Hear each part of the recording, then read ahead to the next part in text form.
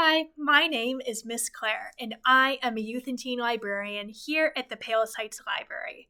And today I want to tell you guys all about some awesome books that I read recently that I think are perfect for 4th and 5th graders. So the first book I have for you guys is called The Windeby Puzzle by Lois Lowry. And you may know this author as the author of books like The Giver and Number the Stars, but I think that this book is just as good, if not better than those. And so what's really cool about this book is that the author has a story behind why she wanted to write it. So basically, the story is that these scientists in Germany in the 1950s found a body of a child that was preserved way down underwater in a bog in Germany. And what's really interesting about this bog, which is kind of like a river, kind of like a pond, but it's got all these chemicals in it. And those chemicals helped preserve a lot of the body so that the scientists were able to learn a little bit more about the kid who might have lived in that body. So this is where the author comes in, because Lois Lowry decides she wants to write the story of that kid, which at first the scientists think is a girl who the author names Estreld, and then the scientists realize it's actually a boy. So then she writes the story of Varric, who's Estreld's friend.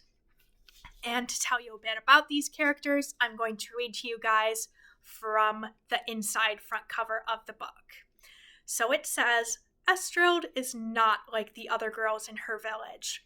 She wants to be a warrior. Varric, the orphan boy who helps her train in spite of his twisted back, also stands apart. In a world where differences are poorly tolerated, just how much danger are they in? So, as you can probably figure out by the scientists discovering this body, these kids lived 2,000 years ago, and life was really different for kids back then. But I found that really interesting because I really like reading stories about people who lived a long time ago. And if you also like reading historical fiction books or books about kids that lived way before you, before any of the technology that we have now, I think you would really like this book. It does get pretty sad because we do know that the main character ends up dying at the end of their story, but I think it still gives us a lot of good messages about standing up for what you believe in and about doing what you think is right. So, the next book I have for you is a little bit similar, a little bit different. And this book is called You Are Here, Connecting Flights. And as you can tell, this is set during present day.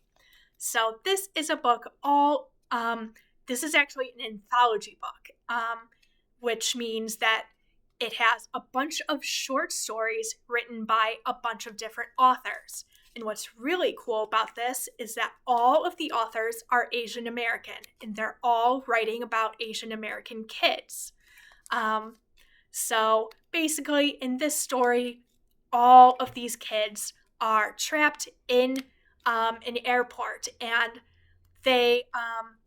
and a lot of their flights are getting canceled or delayed because of a really bad storm outside. But in this book, in their stories, you get to find out a little bit more about each kid, where they're going, why they're going there, if they want to go, if they don't want to go, and what their lives are like. And what I thought was really interesting in this book is that each of these kids experiences some instance of racism, which is definitely hard for these kids to deal with, but they do end up standing up for themselves and rising above it, which I think is a really important message for any kid to read. And I think it shows just how strong kids can be.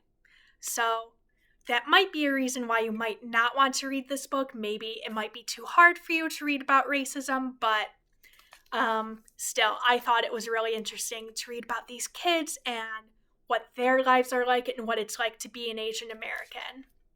So, if you think either of these books sound good, you can head on over to the Palos Heights Library, where you can find these and lots of other new books that are perfect for 4th and 5th graders. Thanks, and have a great day.